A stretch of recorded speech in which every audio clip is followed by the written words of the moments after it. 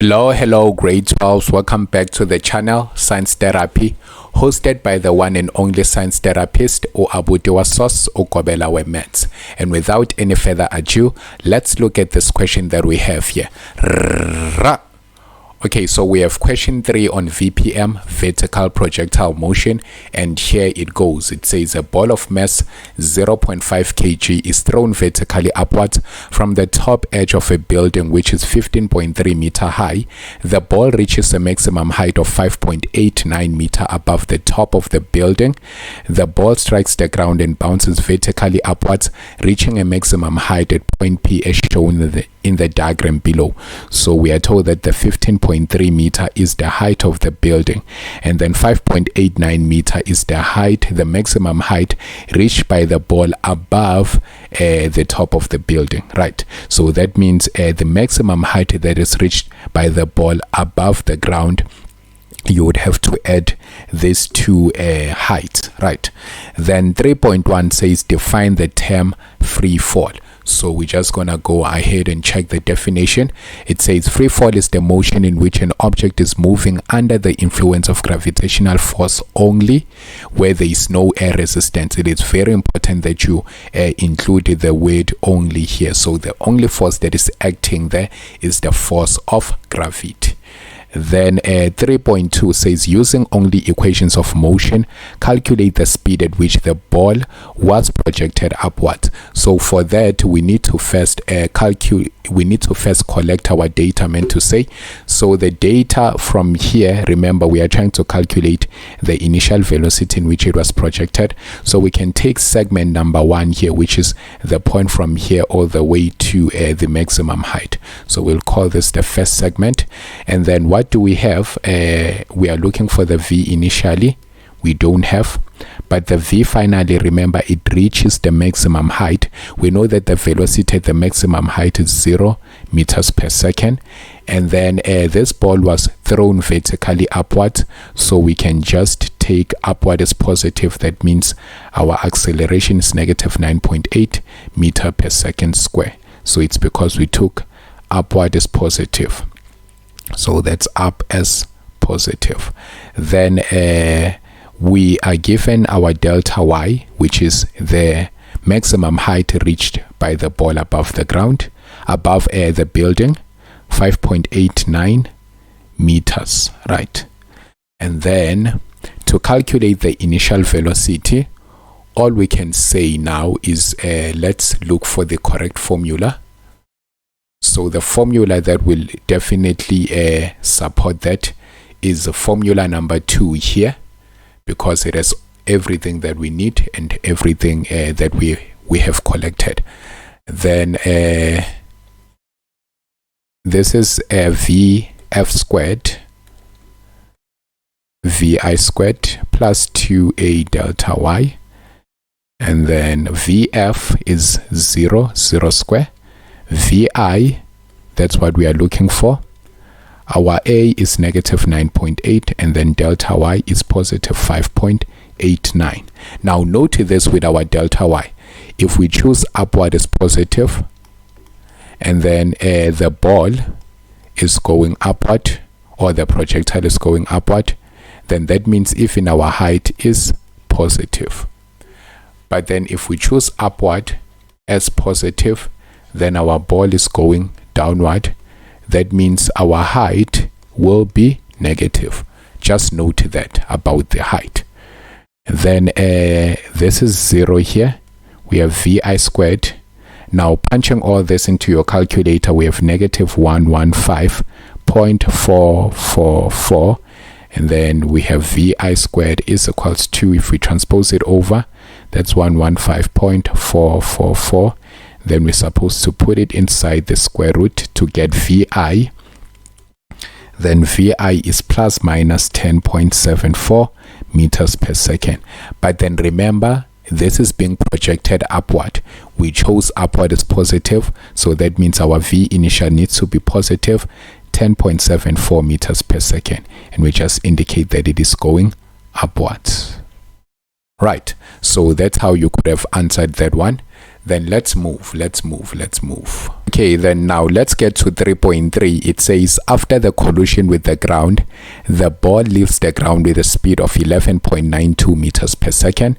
Then it says calculate the amount of kinetic energy lost by the ball during the collision with the ground. So already this is telling us that the collision between the ball and the ground is inelastic, because they are telling us about kinetic energy being lost. So we know an inelastic collision is whereby kinetic energy is lost, right? So in order to calculate that, number one, we'd have to consider our diagram here, and then just try to figure out when is the collision happening. So if we can just break this down into segments, this is segment 1, and then this is segment 2, and then when the ball bounces off the ground to point P, we call this segment 3. Then let's just say this is 1, 2, and then 3. Now note that the collision will happen soon after the ball is being dropped from the ground, from the maximum height, soon as the ball comes from the maximum height all the way to the ground, right? And then when it reaches the ground, that's where we have the collision starting to happen. So the collision happens when the ball reaches the ground and then bounces off the ground, right? So that means in order to successfully calculate this, we would need to find the velocity in which this ball hits the ground. So because this is inelastic, the collision in which it leaves the ground, 11.92, will not be the same velocity in which it hits the ground. So it will hit with a velocity that is greater than 11.92, but leaves with a velocity that is now lower than that velocity in which it hit the ground with, which indicates that there will be a loss in kinetic energy. So now the point that we should consider here is that we need to find the velocity in which the ball hits the ground. So how are we going to do that? Remember, if we are considering segment number 2, we are starting from the maximum height. So that means the velocity of the maximum height here now becomes our initial velocity, because this is where we are starting. Then this is 0 meters per second. And then what's our V finally? Our V finally would have to be what we are looking for, the velocity in which it hits the ground. Then our acceleration still forever remains negative 9.8 meters per second square, because we chose upward as positive. But then what is it that we are given? We are given delta y in this case, because now we are starting from the maximum height all the way to the ground. So that means our delta y would have to be the combined height of this. So that's 5.89 plus 15.3, which will give us, if we add that together, we have 21.19 meter. But then if you have to go back to what I just made you note, I said if we are taking upward as positive, then this is our ball going upward, then our height should also be positive. But if we are taking upward as positive, and then now the ball happens to go downward, that means even our height needs to be indicated as a negative, right? So our delta y has to be negative 21.19. So basically all we are saying is that if upward is positive and then the ball happens to go in the opposite direction of what we initially chose as the positive direction, then if in our delta y is affected, it becomes negative. So okay, having to calculate that, we can see the formula that would be most suitable is the same formula that we use for 3.2. So it's vf squared minus vi squared plus 2a and then delta y. So what's our vf? That's what we are looking for. But vi is 0, so 0 square, then 2, and then here we have negative 9.8, and then this one will be negative 21.19, right? Then punching all that into your calculator, you have your vf being vf squared being 415.324. Now if we square both sides, our vf is plus minus 20.38 meter per second. Now we have to decide whether it's positive or negative, but look at this, the ball is going downward, so our VF needs to also be negative 20.38 meters per second, because remember we chose upward as positive, so that means if it's going downward it needs to be indicated as a negative. It is opposing our choice of a direction. Then now to calculate, remember we are not done. What we are looking for here is the energy, the kinetic energy that is lost, right? Amount of kinetic energy lost by the ball during the collision with the ground. So how are we going to do that? We can just calculate that using the change in kinetic energy, right? So let's do it here. So remember, the energy lost can be indicated by just calculating the change in EK, which we know this is EK final minus EK initial. So the difference between the EK final and the EK initially is telling us about the energy lost, right? So okay, that means this is what we can consider.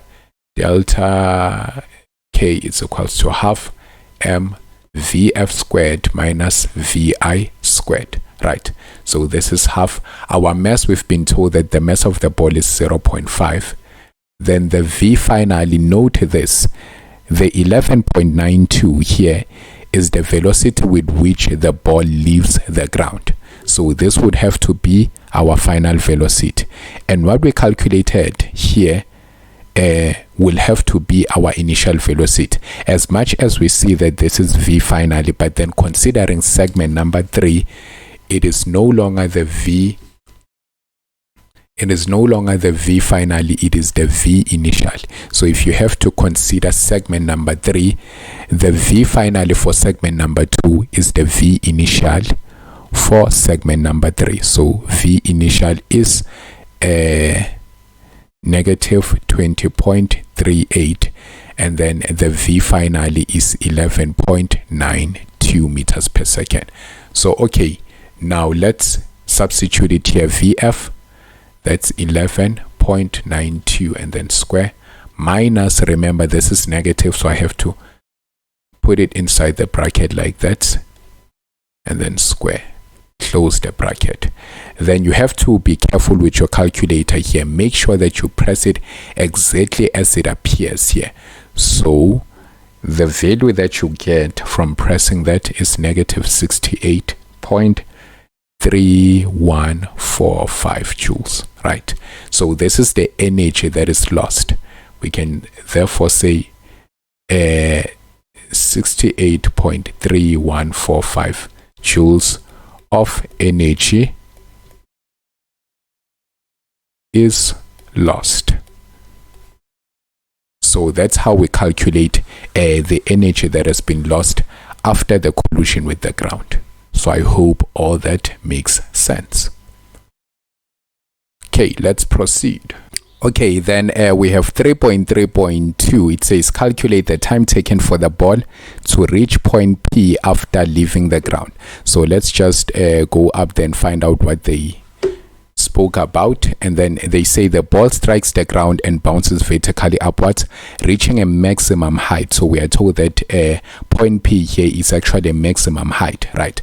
Reaching a maximum height at point P as shown in the diagram below, right? So if they already told us that, that means the information that we have here is number one, the V initially, because remember this is a sub question to the statement, so that means this statement still applies in 3.3.2. so that we are told after the collision with the ground, the ball leaves the ground with a speed of 11.92 meters per second, which becomes our V initially. Then after bouncing, where does it go? It goes to point P, which is the maximum height. So already from that, these are the two pieces of information that we can collect. VI is 11.92 meters per second, and VF is 0 meters per second because it reaches the maximum height. Our acceleration is still negative 9.8 meters per second square, because we committed ourselves to using upward as positive. Then what we are looking for there is delta t. So looking at this, we can see the formula that we need to choose there is obviously the first one here, right? So we have Vf is equal to Vi plus A delta t. So perfect for the data that we have. So we can just go, this is Vf is equal to Vi plus A, and then delta t. Our Vf is 0, our Vi 11.92, then plus negative 9.8, and then we have delta t. So this is we can take this over to that side, 11.92 negative, and then negative 9.8 delta t, and then divide both sides by negative 9.8. Our delta t is just 1.22 seconds, right? So we have it like that. Then let's proceed to the next question.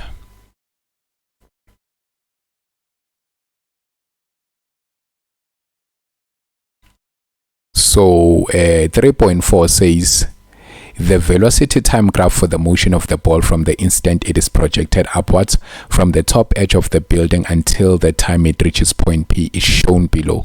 So they've drawn the velocity versus time graph for us here, and then all we have to do is answer the following questions here. It says write down the numerical values indicated by each of the following, letter K, letter L, and then T2 minus T1, right? So considering this, we can see that the velocity time graph here, the L here will be representing the initial velocity, so the velocity in which the ball was projected. So remember, I said one thing with this, they will never ask you for values that you did not figure out from answering the questions. So remember, in 3.2 they were saying using only equations of motion, calculate the speed at which the ball was projected upwards, which is the same velocity that is indicated by L here. Remember, this is still at time 0, so it is starting here. So this is the velocity in which the ball was projected upward. So what is the value for L? We can just start by that. The value for L in respect to our calculations is 10.74 meters per second. So it's just a numerical value. We can just say 10.74, right? So we can just write 10.74 like that. And then what is K? Let's check what is K here. So now if we have to consider this in terms of our segments, then let's do this. This is segment number 1, right? When it is projected up here and then going to the maximum height. Segment number 2 is from the maximum height all the way to the ground, and then segment number 3 is when it bounces off the ground to point P, right? Now looking at this, let's use the same segments there. Let's use the same segments there to actually label this, right? So we can say that this here is segment number 1. This here is segment number 1 when it is being projected and going all the way to the maximum height. This is segment number 2 when it is from the maximum height all the way to the ground. So at this point it is on the ground. But then when it reaches the ground, it stays on the ground for a while, since now kinetic energy is being lost. So that means it has contact time with the ground, then leaves the ground at a certain velocity. So K here indicates the velocity in which the ball leaves the ground, which we were told that it is 11.92, right? So that's 11.92. So remember, here we have 10.74, 11.92,